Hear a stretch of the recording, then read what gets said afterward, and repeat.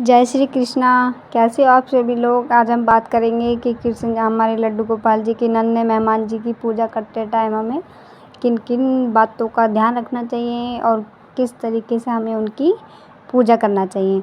तो दोस्तों, जो श्री कृष्ण जन्माष्टमी पर व्रत उपवास करना चाहते हैं तो इस दिन सुबह उठकर हमें जल्दी नहा धोकर सूर्य को अर्घ्य देना चाहिए, क्योंकि श्री कृष्ण ने अपने पुत्र शाम को सूर्य पूजा करने का महत्व बताया था। पॉइंट है सेकंड, सूर्य पूजा के बाद घर के मंदिर में सबसे पहले प्रथम पूज्य भगवान श्री गणेश की विधिवत पूजा करें। गणेश प्रतिमा पर जल चढ़ाएं, वस्त्र, चंदन, दुर्वा, हार, फूल अर्पित करें, भोग लगाएं और धूप दीप जलाएं और उनकी आरती करें। और थर्ड पॉइंट है कि गणेश पूजन के बाद भगवान श्री कृष्ण का अभिषेक करने की तैयारी करनी चाहिए आपको। और कृष्णा पूजा में सबसे पहले आचमन करें, यानी पूजा से पहले खुद हाथ साफ कर लें और इसके बाद में श्री कृष्ण के हाथों के लिए जल अर्पित करें। पॉइंट है 4, बाल गोपाल को सुगंधित फूलों वाले जल से स्नान कराना चाहिए। और इसके बाद दोस्तों, अभी सोचोगे हम फूलों से कैसे, देखो हमें फूल को डुबाना है, उसके बाद में हमें अपने लड्डू गोपाल जी को फूल से ऐसे रगड़ रगड़ के नहलाना है। पानी में डिप किया फिर उनको नहलाया, ठीक है। इसके बाद में हमें क्या करना है, केसर और मिश्री, ठीक है, केसर और मिश्रित दूध से हमें भगवान को रगड़ रगड़ के ज़्यादा मत रगड़ देना वरना तो मैं डांटेंगे वो तो उनकी डांट में पता है ना, उनकी डांट में आवाज़ नहीं होता है। इस तरीके से डांटेंगे तो आपको उनका अभिषेक करना है और दूध को दक्षिणावर्ती शंख में भरें और भगवान को अर्पित करें। पॉइंट है 5, भगवान श्री कृष्ण को पीताम्बरधारी कहा जाता है क्योंकि वो पीले वस्त्र पहनते थे, ये जैसे कि आपको पता है। तो इसीलिए बाल गोपाल को पीले चमकीले वस्त्र पहनाएं और फूलों से श्रृंगार करें उनका, और सिर पर एक मोर मुकुट के साथ पहना है। दोस्तों, मैंने देखा है कि हमारे जो बहुत से लोग होते हैं उनको काले कपड़े पहना रहे हैं, नीले कपड़े पहना रहे हैं और भी रंग के कपड़े पहना रहे हैं। और रंग के पहनाओ, देखो लाल, पीला, हरा चलता है, ठीक है, लेकिन आप काला पहना रहे हो, नीला पहना रहे हो, तो हमें ऐसा नहीं करना। देखो, हमें ब्लू कलर और ब्लैक कलर बिल्कुल भी नहीं पहनाना चाहिए अपने नन्हे मेहमान जी को, ठीक है। अपने नन्हे से बालक को, मेहमान थोड़ी ना है वो, मेहमान तो भाई हम लोग हैं, हमारे घर में जैसे लड्डू गोपाल नहीं है, मेहमान तो वो हमारे हैं, तुम्हारे तो वो छोटे से बच्चे हैं वो, है ना। तो आप उस तरीके से उनको कपड़े पहनाएं। पॉइंट है 6, बाल गोपाल के अभिषेक में गौ माता की मूर्ति भी रखें। ध्यान रखिए, छोटी सी मूर्ति आती है, आप कहीं भी घूमने जाते हो मथुरा वृंदावन, वहाँ पर आपको छोटी गाय भी मिलेगी और उसका बछड़ा भी मिल जाएगा आपको, तो वो भी रखना चाहिए आपको, ठीक है। अगर आपको पत्थर का मिलता है तो पत्थर का ले लीजिए, वरना एक कागज़ का बना हुआ आता है, बट वो अभिषेक नहीं हो पाएगा उसका। हाँ, आप उसकी पूजा कर सकते हो। और गौ माता को भी वस्त्र अर्पित करें, कपड़े बना के पहना सकते हो आप। और इस दिन किसी भी गौशाला में धन और हरी घास का दान करना चाहिए। जिनके घर में लड्डू गोपाल जी है, मैं उनके लिए बता रही हूँ ये सब, ठीक है। पॉइंट है 7, बाल गोपाल को सुंदर पीले और चमकीले आसन पर विराजित करना चाहिए। दोस्तों, मैं तो यही कहूँगी कि आप पीले आसन पर ही इनको विराजमान कीजिए। जब इनका सब पीला है तो पीले पे करिए ना, ठीक है। कपड़े आप भले रंग बिरंगे पहना सकते हो, अब पीला आसन होना चाहिए। पीला और लाल रंग कितना अच्छा जचता है, जैसे लाल रंग की गद्दी बना लिया आपने, ठीक है।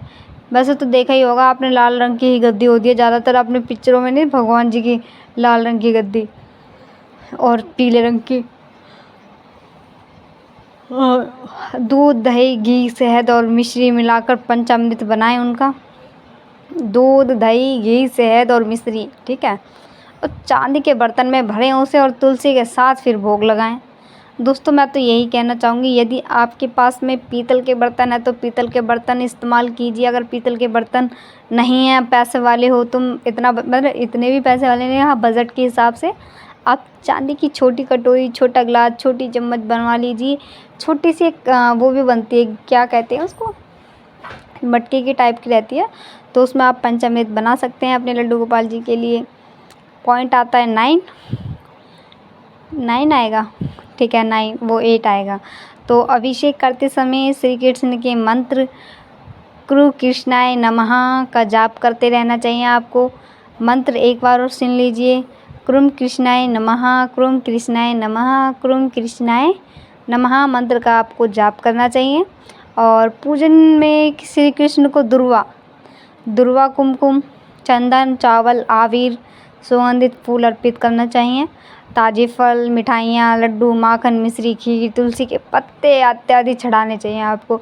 जितनी हो सके जो चढ़ाया जाए वो चढ़ाए जाओ आप भगवान जी के ऊपर। तो जिस तरीके से तुम अपने बेटे को स्टाइलिश कपड़े पहनाते हो, स्टाइलिश कपड़े पहनाओ उनको। जिस तरीके से अच्छे साबुन से नहलाते हो, आज ही वो वाला साबुन अच्छा है कि वो वाला शैम्पू अच्छा, उसी तरीके से इनको भी इतनी अच्छी अच्छी चीज़ों से नहला डालो। आज ही गुड़ैल का फूल है उससे नहला दिया, पीले फूल आते हैं खुशबू, जिसमें खुशबू, गुलाब के फूल से नहला दिया। और बताओ तो जन्माष्टमी के दिन गुलाब से फूल से उनका अभिषेक कर दिया आपने। पंचामृत से तो हो ही जाएगा, गुलाब के फूल से भी कर दिया। जितनी हो सके उतनी, ठीक है।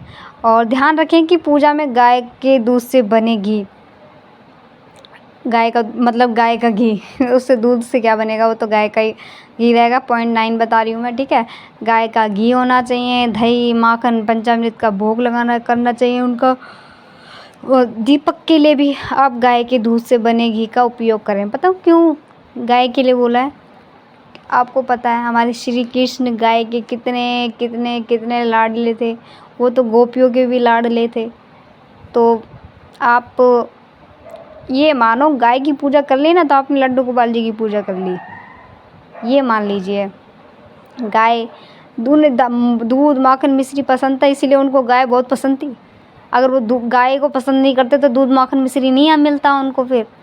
इसी वजह से गाय की पूजा बताई गई है। सबसे पहले आपको क्या करना है, सूर्य को पानी देना है, गणेश जी को भी पूजा करनी है। गणेश जी की पूजा करने के बाद आपको कृष्ण जी की पूजा करनी है। कृष्ण जी की पूजा करने के बाद किसकी करनी है?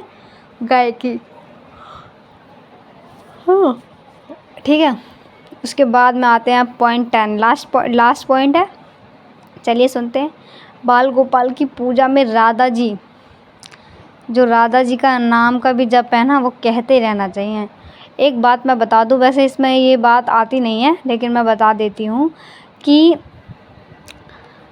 जिस तरीके से माता लक्ष्मी का नाम अधूरा है भगवान विष्णु के, उसी तरीके से भगवान श्री कृष्ण की पूजा अधूरी है राधा रानी के नाम से, ठीक है।